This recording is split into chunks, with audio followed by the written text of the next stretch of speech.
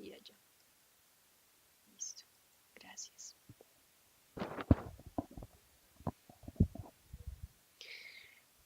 Buenos días. En breves instantes comenzaremos nuestra videoclase.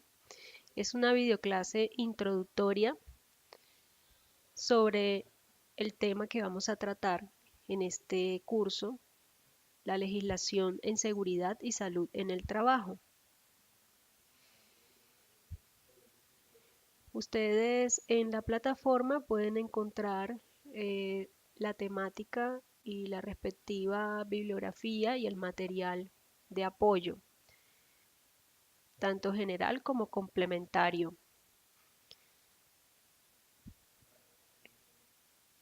Inicialmente, yo quiero que ustedes tengan la oportunidad a través de la plataforma de regalarme una presentación cada uno a fin de que nos conozcamos mejor respecto de su formación profesional, su ejercicio profesional y sus expectativas respecto de este curso. Quiero que sepan que el propósito es que podamos tener una conversación o una comunicación fluida a través de la plataforma. Quiero que tengan en cuenta todas las recomendaciones que se dan desde la plataforma para el desarrollo de este curso. Y cualquier inquietud me la hagan llegar a través de la plataforma. Igualmente, las actividades evaluativas deben ser cargadas a través de esta. No se aceptan trabajos vía correo electrónico. Previamente a adentrarnos a la evolución histórica de la salud ocupacional, resulta indispensable que sentemos las bases para la construcción normativa que vamos a hacer a lo largo de este curso, teniendo en cuenta que vamos a analizar normas como leyes, decretos, resoluciones, en el tema de las ordenanzas y los acuerdos. Para este curso no nos compete, sin embargo, se hace una breve alusión a ellas. De manera que tenemos que tener presente primero un entendimiento acerca de nuestro sistema jurídico en general, cómo funcionan y cómo están ubicadas cada una de las normas de acuerdo con su rango. En este sentido, vemos que la noción de una pirámide de normas los trae a la mente sinónimos como organización, que hay una estructura, que hay un orden o una graduación, que hay una jerarquía normativa, donde unas normas son inferiores y otras son superiores a estas. Ese conjunto de elementos, llámense leyes, decretos, resoluciones, hacen parte de un sistema y estos elementos se encuentran en ese sistema en una relación vertical, donde hay una superioridad y una inferioridad jerárquica normativa. En la cúspide de esta pirámide encontramos a la Constitución Nacional, nuestra Constitución Nacional que, de acuerdo con el artículo 4 de esta misma carta, indica que ella es norma de normas y que en todo caso de incompatibilidad entre la Constitución y la ley u una norma jurídica, se aplicarán las disposiciones constitucionales de preferencia. Tenemos que la Suprema Corte Constitucional viene a ser la guardiana de estas disposiciones constitucionales o de esta prelación normativa que tiene nuestra Constitución Nacional. Y en esta medida ejerce esa función de vigilancia respecto de la normatividad que se encuentra por debajo en la jerarquía, a efectos de que esta normatividad esté conforme las estipulaciones constitucionales. En esta misma cúspide, posteriormente, en una próxima videoclase, vamos a hacer referencia al bloque de constitucionalidad, entendiendo ese bloque de constitucionalidad como ese conjunto de normas que, sin estar estipuladas expresamente en nuestra Carta Constitucional, deben ser empleadas por la Honorable Corte Constitucional como parámetro para verificar la validez de las demás normas jerárquicamente inferiores, de acuerdo con el artículo 93 de nuestra Constitución Nacional, concepto en el que profundizaremos más adelante en nuestra próxima videoclase. Tenemos que por debajo de la Constitución encontramos la ley. La ley es expedida por el Congreso de la República. La ley la podemos entender como una norma o regla jurídica dictada por la autoridad competente, que en Colombia es el Congreso de la República. La ley, como norma jurídica, tiene unas características particulares como son las siguientes. Primero, la generalidad. Esto implica que la ley comprende todos aquellas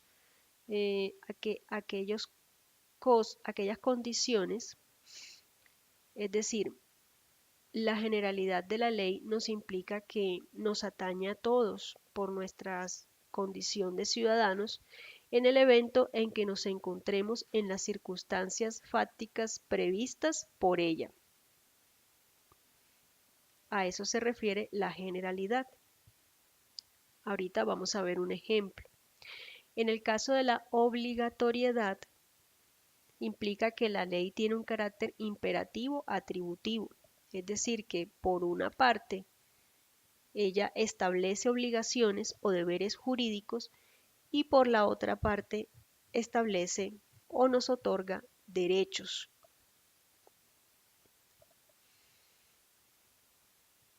De manera que en caso de incumplimiento, pues habrá lugar a las respectivas sanciones o el respectivo castigo. Tercera característica es la permanencia. Es decir, que las leyes se dictan con carácter indefinido, permanente, para un número indeterminado de casos y de hechos, y solo dejará de tener vigencia mediante su derogación o modificación por leyes posteriores. En cuarto lugar, la ley es abstracta e impersonal y va muy de la mano con la primera característica sobre la generalidad. Es decir, que las leyes, de acuerdo con esta característica que las identifica de abstracta, ellas no se emiten para regular o resolver casos individuales ni para personas o grupos determinados, sino que su impersonalidad y abstracción las conducen a la generalidad. Otra característica es que la ley se reputa conocida. Nadie puede invocar su desconocimiento e ignorancia para dejar de cumplirla. Entonces, retomando y centrándonos en el punto del carácter general, abstracto e impersonal de la ley, vemos que la ley, por ejemplo, retomando el artículo, si nos vamos al artículo 23 de la Constitución Nacional, el artículo 23 de nuestra Constitución regula o establece, reconoce el derecho constitucional fundamental de petición. Quizá en algún momento hemos tenido que presentar una petición respetuosa ante una autoridad, ante una entidad, llámese EPS, llámese IPS, llámese universidad, llámese entidad del Estado. Pues bien, este artículo constitucional nos consagra ese derecho de toda persona a presentar solicitudes respetuosas. Es un derecho que está consagrado de manera general para todos los ciudadanos y nos aplicará en el momento en que nos encontremos en la circunstancia fáctica pertinente con base a la cual estemos en la necesidad de presentar esa solicitud respetuosa. Por ejemplo, que necesitamos que nuestra APS nos expida copia de nuestra historia clínica porque queremos tener un segundo concepto médico por medicina particular. En ese caso, estaríamos en las circunstancias fácticas concretas de tener una necesidad de presentar una solicitud respetuosa ante la EPS respectiva a fin de que nos expida las copias que estamos necesitando. Nótese que hasta aquí la Constitución Nacional, en esa consagración normativa del artículo 23, no nos menciona cómo debemos hacer ejercicio o hacer uso de ese derecho. No nos dice si la petición debe ser verbal o si debe ser escrito, ni cuánto tiempo tendría la autoridad para darnos una respuesta una vez presentada nuestra petición. Es decir, que bajo estos parámetros, para un mejor ejercicio y cumplimiento y la exigibilidad de los derechos consagrados en nuestra Constitución, se requiere la expedición, bien sea de leyes, como en efecto ocurrió con el derecho de petición, puesto que ha sido la ley ha sido la llamada a entrar a reglamentar o a regular, a complementar para facilitar el ejercicio de este derecho. Y es precisamente la ley 1755 del 2015 que ha cumplido este papel de reglamentar este derecho constitucional de petición y en virtud de la cual se ha estipulado que la autoridad, en este caso la EPS, tiene un lazo de 10 días hábiles para dar respuesta a esta petición y entregarnos las copias de nuestra historia clínica. Aquí entonces encontramos de una manera muy particular el ejemplo de cómo la ley cumple una función de reglamentar o complementar el ejercicio de esos derechos constitucionales, como es, por ejemplo, el caso del derecho de petición. Entonces, esa ley que regula el derecho de petición, Ley 1555 de 2015, nos aplicará a todos los ciudadanos que en un momento determinado nos encontremos en la necesidad de presentar un derecho de petición. En ese evento acudimos a esta ley como fuente para precisar cómo debemos presentar esa petición y cuánto tiempo tiene la respectiva entidad para darnos una respuesta de fondo. He aquí la generalidad y la abstracción de la norma, de la ley. Seguidamente encontramos a los decretos en esta pirámide. Los decretos son actos administrativos que son expedidos por el presidente de la República y entran como función para reglamentar, su función es reglamentar también el ejercicio de los derechos consagrados en la ley. De esta manera, eso encontramos los decretos llamados decretos reglamentarios, que tienen esa finalidad.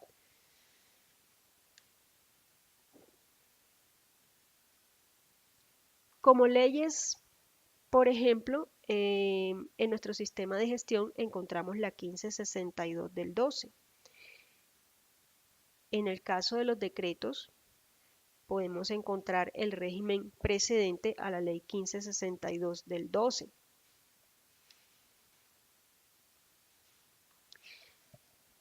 De igual modo, tenemos que decretos No son solamente los reglamentarios, sino que también hay un grupo o una clase de decretos denominadas decretos leyes. Estos decretos tienen fuerza de ley y como tienen fuerza de ley, esto implica que ellos tienen la potestad para modificar o para reformar o derogar una ley debido a sus efectos. Estos decretos ley también son expedidos por el presidente de la República y en muchos casos lo hacen con la autorización específica que para esos efectos le dé el Congreso de la República. En la siguiente escalón encontramos a las resoluciones. Las resoluciones también son expedidas por el Poder Ejecutivo, esto es el presidente y sus ministros.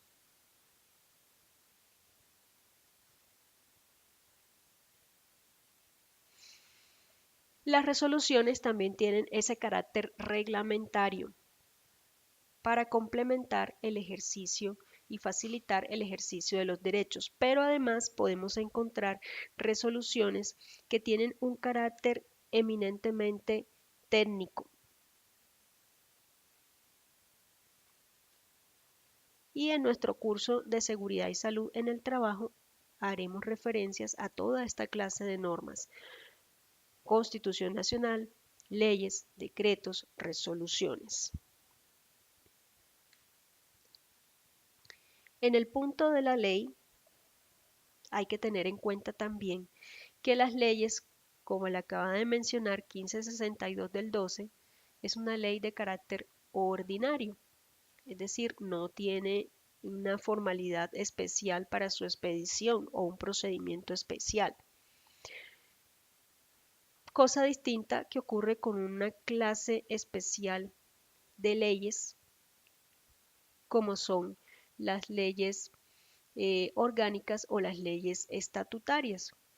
En el caso de las leyes orgánicas, ellas, aunque están en este rango, se les identifica como unas leyes que son de rango casi que constitucional.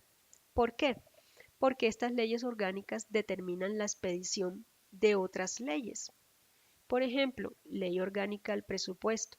La Ley Orgánica del Presupuesto determina las materias y los requisitos específicos que debe contener la Ley del Presupuesto Nacional.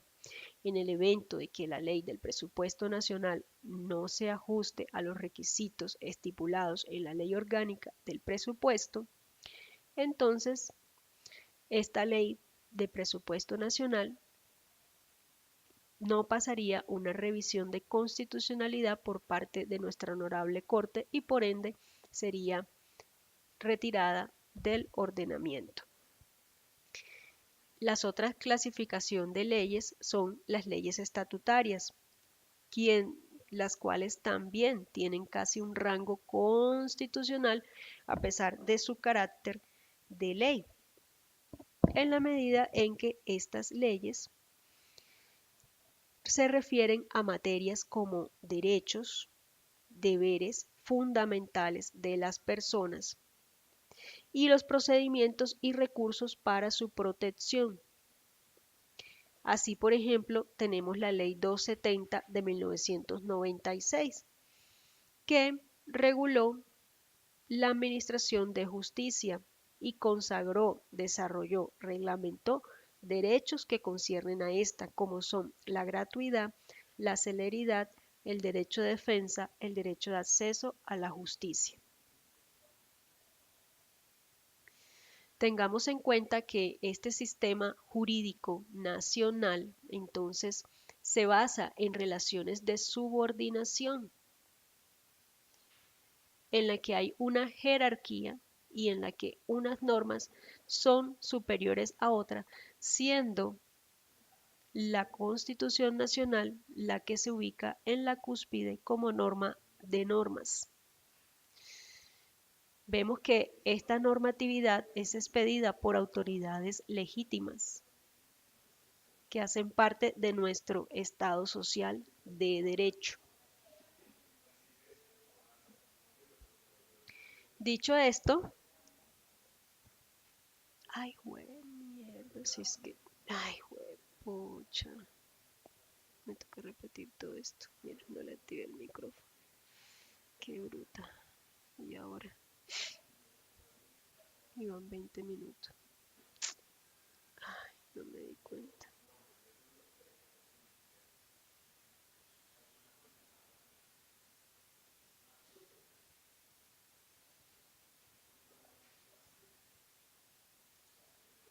No, qué talito yo.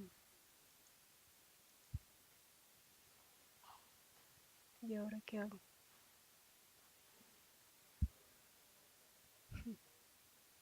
You are now unmuted.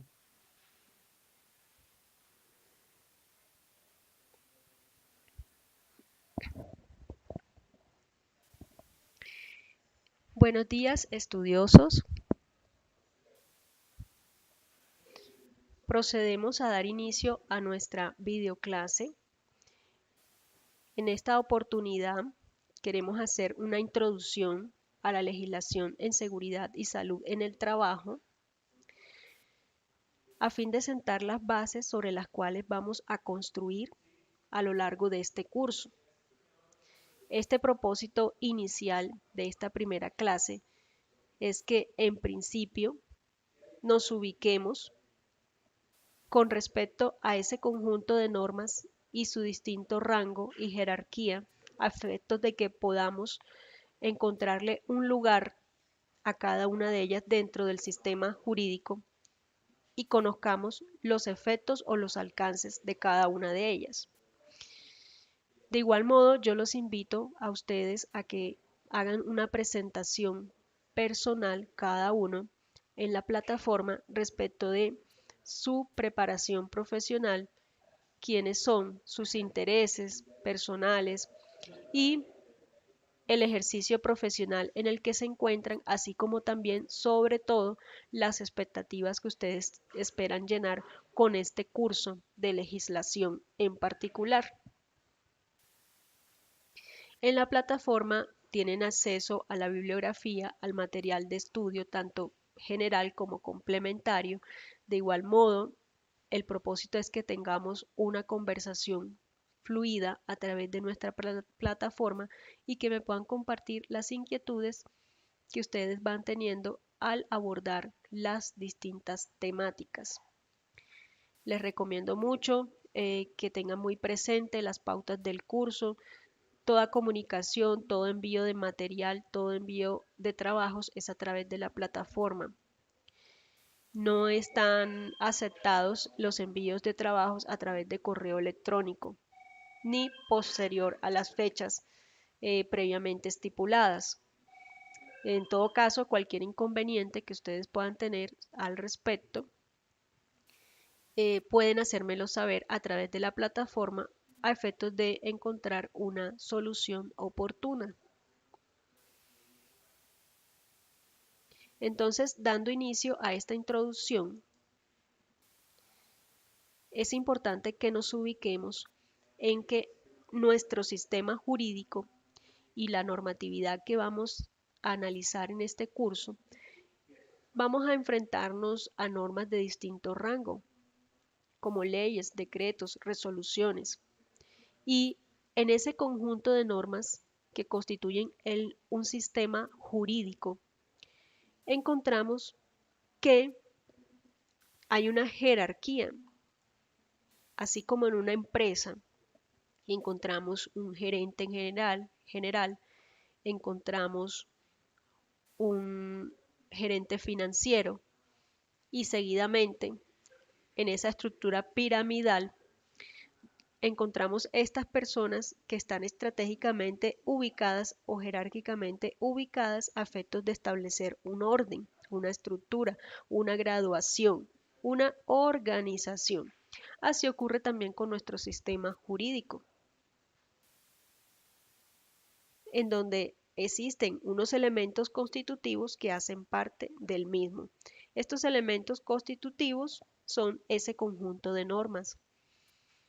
Encontramos que nuestro sistema jurídico también está siendo expedido en cuanto a la normatividad por una serie de autoridades legítimas, como las Cortes, en este caso Corte Constitucional, que hace parte de la rama judicial del poder público.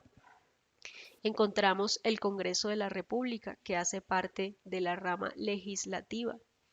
Encontramos el presidente de la República y sus ministros, que hacen parte de la rama ejecutiva. Y en esta pirámide, aquí en la cúspide, encontramos a nuestra Constitución Nacional, que de acuerdo con el artículo cuarto de esta misma carta, menciona que la Constitución es norma de normas y que en todo caso de incompatibilidad entre la Constitución y la ley u otra norma jurídica, se aplicarán las disposiciones constitucionales. Vemos que en esta cúspide encontramos a la guardiana de nuestra Constitución, como es la Corte Constitucional. La Corte Constitucional se encarga de velar por el cumplimiento de las disposiciones constitucionales. Se encarga de velar porque las normas que están en un grado inferior a ella siempre estén conformes o acordes o en compatibilidad con las disposiciones constitucionales. Ejemplo, el artículo 23 de la Constitución Nacional consagra el llamado derecho de petición. En algún momento, quizás hemos tenido oportunidad o la necesidad de presentar un derecho de petición como una solicitud respetuosa, por ejemplo, que quizás estemos en algún tratamiento médico ante nuestra EPS y queramos un segundo concepto médico, para lo cual este médico particular nos requiere aportar la historia clínica. Entonces acudimos a nuestra EPS y presentamos un derecho de petición. ¿Con base en qué? En el artículo constitucional 23 de nuestra Constitución Nacional, que consagra este derecho. Si nosotros nos fijamos en el texto constitucional de este artículo 23, encontraremos que se consagra el derecho, mas no se precisa si este derecho se puede ejercer de manera verbal o de manera escrita, o incluso cuánto tiempo tiene la autoridad respectiva para dar una respuesta. Es decir, que los derechos consagrados en nuestra Constitución son de carácter general y aplican a todos los ciudadanos que en un momento determinado nos encontremos, como en este caso, en la necesidad de presentar una solicitud respetuosa ante una autoridad. Ahora bien, el derecho está consagrado en la Constitución y se puede exigir su cumplimiento, pero ¿en cuánto tiempo la autoridad debe dar una respuesta? Observamos que este detalle lo viene a precisar o a reglamentar la ley de la República, a fin de que el ejercicio de ese derecho de petición se facilite, así como la verificación de su cumplimiento o de su exigibilidad por parte de las autoridades jurisdiccionales. Entonces, así encontramos cómo mediante la ley 1755 de 2015, el Congreso de la República reglamenta el ejercicio del derecho de petición. Y en esa medida, nos precisa mediante esa ley que la autoridad, en este caso la EPS, tendrá un lapso de 10 días hábiles para hacernos entrega de esa historia clínica.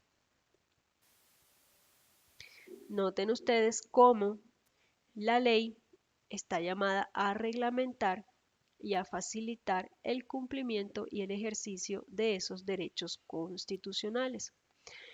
Ahora, encontramos que la ley, en ese sentido, tiene unas características y esa primera característica de la ley es su generalidad.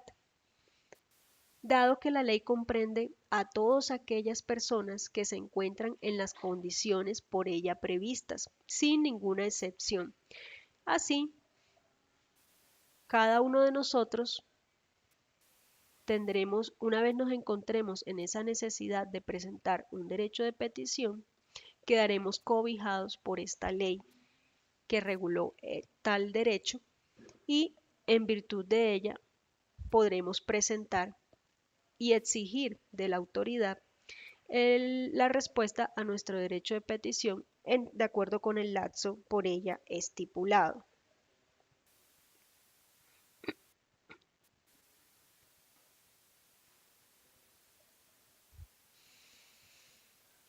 Asimismo, encontramos la segunda característica de la ley, que es la obligatoriedad.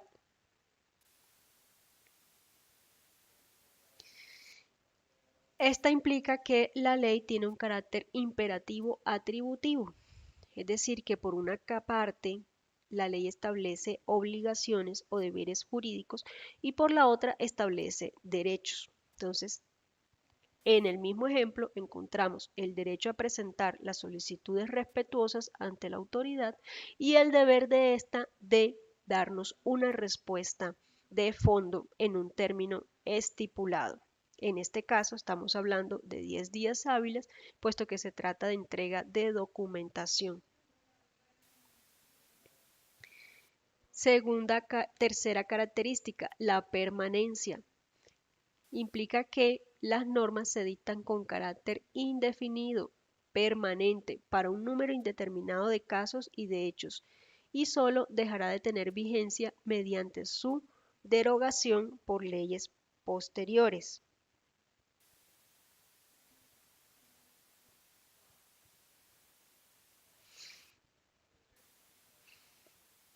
Es abstracta e impersonal. Las leyes no se emiten para regular o resolver casos individuales, ni para personas o grupos determinados. Su impersonalidad y abstracción las conducen a la generalidad. Entonces, la abstracción e impersonalidad está relacionada con la generalidad de las normas. Es decir, que en el ejemplo que estamos colocando, la ley es general para todos los ciudadanos indistintamente que en un momento determinado sientan o se vean en las circunstancias necesarias de presentar un derecho de petición.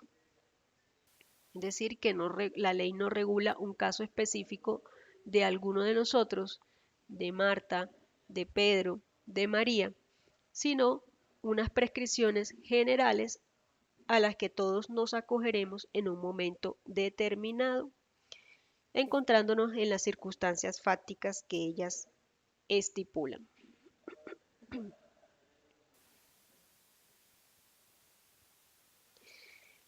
La ley además se reputa conocida.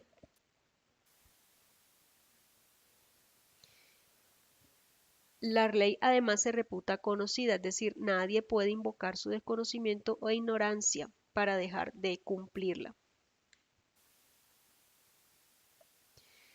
De igual modo, encontramos que las leyes las hay de tres clases. You are now muted.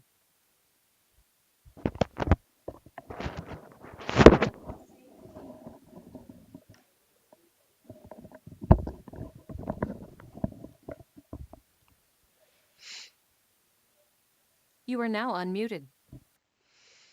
Tenemos las leyes ordinarias, como es el caso de la ley 1562 del 12, que son leyes que se clasifican como ordinarias, dado que no tienen un trámite especial para su expedición en el Congreso de la República. Pero también encontramos leyes orgánicas y leyes estatutarias. En el caso de las leyes orgánicas y las leyes estatutarias son leyes que tienen un rango casi que constitucional. ¿Por qué?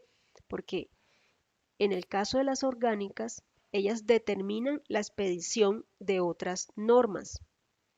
Por ejemplo, hay una ley orgánica del presupuesto.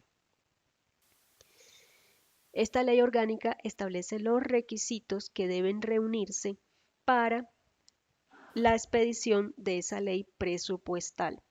En el evento que la ley del presupuesto no se ajusta a los parámetros por la ley orgánica de presupuesto estipulado, entonces la Corte Constitucional podría entrar a declarar inconstitucional esa ley orgánica, esa ley presupuestal nacional. Es decir, que las leyes orgánicas son utilizadas por la Corte Constitucional como parámetro para evaluar también la validez de otras normas, en este caso la ley presupuestal. En el caso de las leyes estatutarias, teniendo en cuenta que estas normas son más estables y permanentes, en cuanto a su contenido, ella regula materias como derechos y deberes fundamentales de las personas y los procedimientos y recursos para su protección, la administración de justicia, el régimen de los partidos políticos. Por ejemplo, encontramos la ley estatutaria de la Administración de Justicia, que es la ley 270 del 96, que regula los principios como gratuidad, celeridad, derecho de defensa, acceso a la justicia. Así, dicho esto, pasamos al tercer nivel, que es el de los decretos. Los decretos son expedidos por el presidente de la República. Y encontramos que estos decretos son actos administrativos de carácter reglamentario, cuya función es entrar a reglamentar, desarrollar, regular derechos o estipulaciones de tipo legal. Encontramos decretos simplemente reglamentarios y encontramos los llamados decretos ley. Los decretos ley muchas veces son expedidos por el presidente bajo estrictas facultades conferidas por el Congreso de la República para regular una materia determinada. Y tienen el mismo efecto o la misma fuerza de una ley, de manera que por un decreto se puede derogar una ley. En el caso de las resoluciones también tienen carácter reglamentario, pero en muchos casos también tienen un sentido técnico por la materia que entran a regular. Y pueden ser expedidas por bien ministros o bien el propio presidente de la República.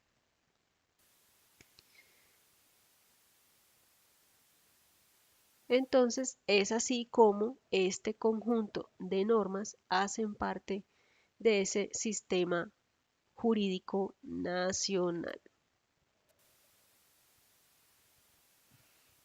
De igual modo, en nuestra próxima videoclase hablaremos de una clase especial de normas que tienen un efecto en nuestro ordenamiento jurídico, como son normas comunitarias, especialmente de derecho andino.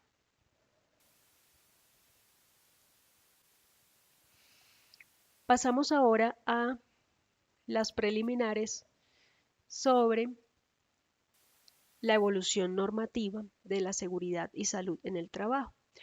Y encontramos que cuál es el objetivo de esto. El objetivo es que podamos extractar los deberes y las obligaciones que a lo largo de la historia se han adaptado para los empleadores a lo largo de esta, con el fin de que podamos tener una visión amplia de estos derechos y de estos deberes y encaminado a generar una cultura de la prevención de los riesgos laborales al interior de las empresas y organizaciones públicas y privadas. En esta medida encontramos como primera fecha en 1915, donde se da la primera ley en Colombia relacionada con el tema de los accidentes laborales y las enfermedades profesionales, como es la Ley Uribe de este año, cuyo antecedente es la Ley 57 de 1904. Posteriormente encontramos en 1918 la Ley 46, que implementaba normas de higiene y salubridad para empleados y empleadores. En 1921 encontramos la Ley 37, que nombra por primera vez el seguro de vida colectivo para el personal humano. En 1934, la Ley 10 establece reglas claras sobre enfermedades profesionales, las vacaciones y los contratos laborales. En 1938, la ley crea el Ministerio de Protección Social. En 1945 se afianzan las bases de la salud ocupacional en Colombia con la aprobación de la Ley Sexta o Ley General del Trabajo, que promulgó disposiciones sobre las convenciones, asociaciones, conflictos y jurisdicciones colectivas en asuntos laborales.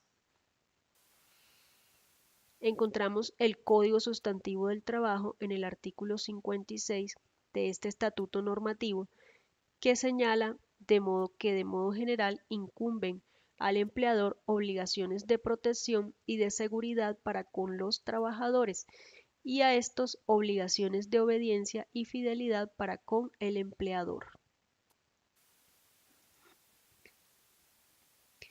La Ley Novena de 1979, a la cual nos vamos a referir en este curso, exige a los empleadores la implementación de un programa de salud ocupacional, obligación reglamentada por el Decreto 614 de 1984 y la Resolución 1016 de 1989, entre otras normas. La Resolución 2013 de 1983 sobre el Comité Paritario de Salud Ocupacional, los artículos 49 y 53 de la Constitución Nacional, sobre los cuales nos vamos a detener un poco, vemos como el artículo 49 menciona sobre la atención de la salud y el saneamiento ambiental, como estos son servicios públicos a cargo del Estado. Se garantiza a todas las personas el acceso a los servicios de promoción, protección y recuperación de la salud, y corresponde al Estado organizar, dirigir y reglamentar la prestación de los servicios de salud a los habitantes y el saneamiento ambiental conforme a los principios de eficiencia, universalidad y solidaridad. También establecer las políticas para la prestación de los servicios de salud por entidades privadas y ejercer su vigilancia y control. Asimismo, establecer las competencias de la nación, las entidades territoriales y los particulares y determinar los aportes a su cargo en los términos y condiciones señalados en la ley. Los servicios de salud se organizarán en forma descentralizada por niveles de atención y con participación de la comunidad. La ley señalará los términos en los cuales la atención básica para todos los habitantes será gratuita y obligatoria para toda persona. Toda persona tiene derecho el deber de procurar el cuidado integral de su salud y la de su comodidad. Entonces, el deber de autocuidado integral de la salud. En el artículo 53 se establece que la ley tendrá en cuenta por lo menos unos principios mínimos fundamentales, como son la igualdad de oportunidades para los trabajadores, una remuneración mínima vital y móvil proporcional a la cantidad y calidad de trabajo,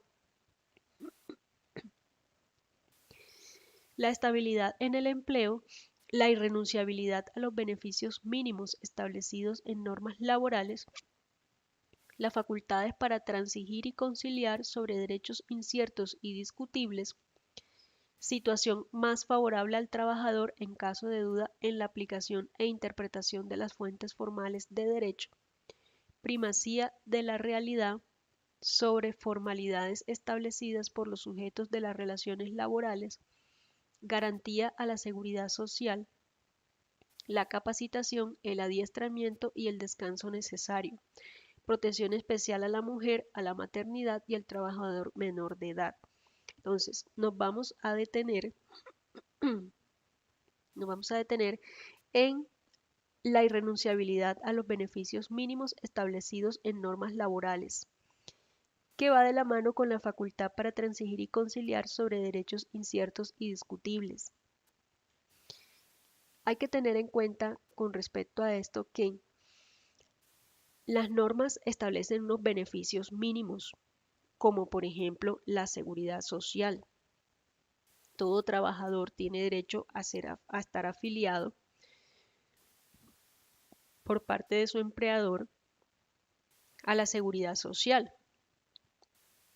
De manera que la irrenunciabilidad implica que el empleado no tendrá esa facultad y muy a pesar de un pacto por escrito con su empleador donde renuncie a beneficios mínimos como por ejemplo los aportes al sistema de pensiones, dicho pacto no tendría validez jurídica, sería ineficaz por inconstitucional teniendo en cuenta que no iría en concordancia con lo estipulado en este artículo constitucional. De igual modo, se establece que la conciliación versará únicamente respecto de derechos inciertos y discutibles. Esto es, en el caso que un trabajador, por ejemplo, su empleador omitió hacer unas consignaciones que establece la ley como es las cesantías a 14 de febrero de cada año deben ser consignadas en un fondo de cesantías escogida por el trabajador. En el evento que no se haga esa consignación al 14 de febrero de cada año, que corresponde a un mes de salario por cada año de servicio trabajado, la ley establece una sanción moratoria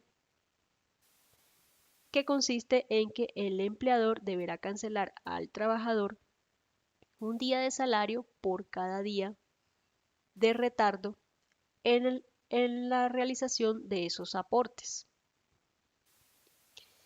Entonces, si en el evento de que el empleador se acerque a su trabajador con el ánimo de reconocer el pago de este derecho como son las cesantías, no será viable jurídicamente, no tendrá efectos jurídicos, sino que será ineficaz cualquier pacto que el empleador le proponga a su empleado respecto de no reconocer o negociar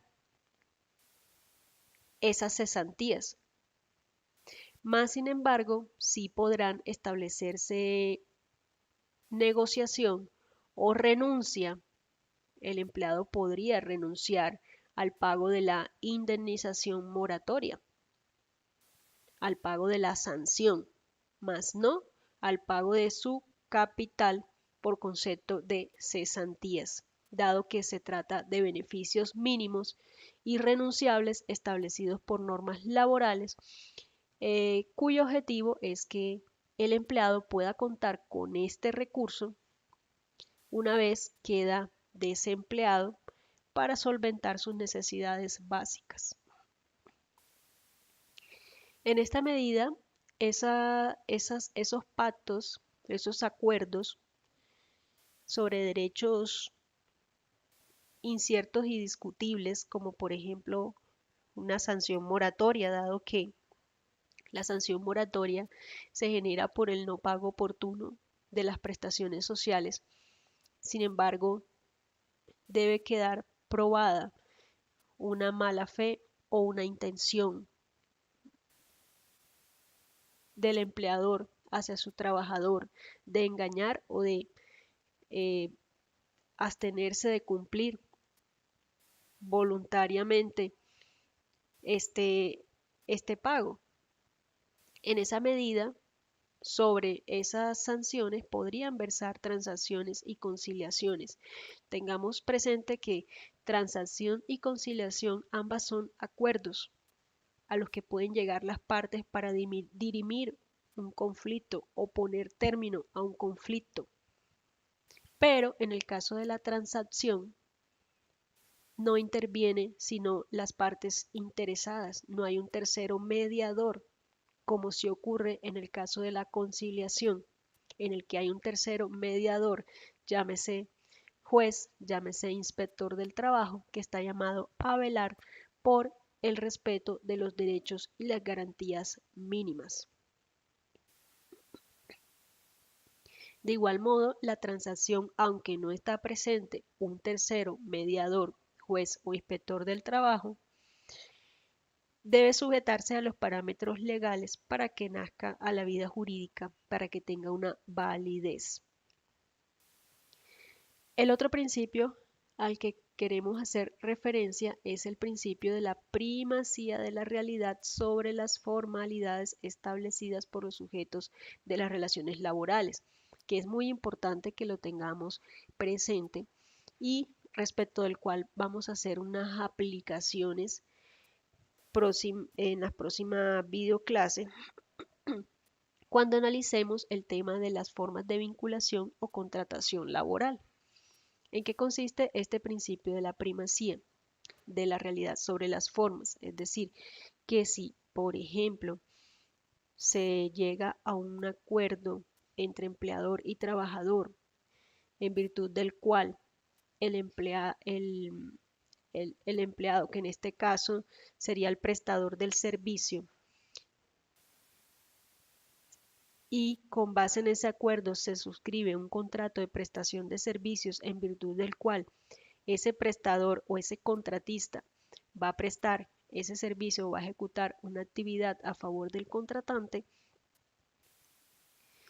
pero aun cuando se suscriba un contrato de prestación de servicios, si en la realidad de los hechos encontramos los elementos constitutivos de un contrato de trabajo, en ese caso prima la realidad, prima las circunstancias fácticas de la relación sobre la forma que en este caso sería el contrato de prestación de servicios. Esto lo vamos a analizar más en profundidad en la próxima videoclase, en donde les explicaré las modalidades de vinculación o contratación laboral y de igual manera habrá un caso práctico para que podamos debatir y clarificar estos conceptos. Los invito a todos a participar de la próxima videoclase. De igualmente, los invito a que me dejen sus inquietudes, sus preguntas respecto de esta presentación a través de la plataforma. Le estaré dando respuesta a todas sus preguntas. De igual modo, también les voy a compartir información sobre la construcción de la matriz legal en la cual se encuentran trabajando como requisito de evaluación para este primer módulo. Quiero también que si tienen inquietudes me las hagan saber. Quiero decirles que el objetivo de esta primera evaluación consistente en la matriz legal es que logremos identificar toda esa normatividad del sistema de gestión de seguridad y salud en el trabajo a nivel general que debe aplicar a una empresa. Ustedes son libres de escoger la empresa, la actividad económica respectiva y de identificar la normatividad general que le es aplicable y verificar el cumplimiento. Puede ser un caso hipotético puede ser una empresa hipotética. Lo importante y el objetivo del ejercicio, repito, es que podamos ubicarnos identificando toda esa normatividad que va a ser parte del estudio concienzudo de este curso. Entonces, les estaré retroalimentando en sus preguntas sobre este particular y les estaré haciendo entrega también de un modelo o un formato mucho más didáctico para que ustedes puedan ejecutar esta actividad sin ningún inconveniente. Ya en la plataforma hay un formato, pero si ustedes quizá ameriten de un formato mucho más práctico, se los puedo compartir. Entonces, que tengan feliz día, feliz fin de semana y quedo atenta a sus comentarios y sus preguntas a través de la plataforma.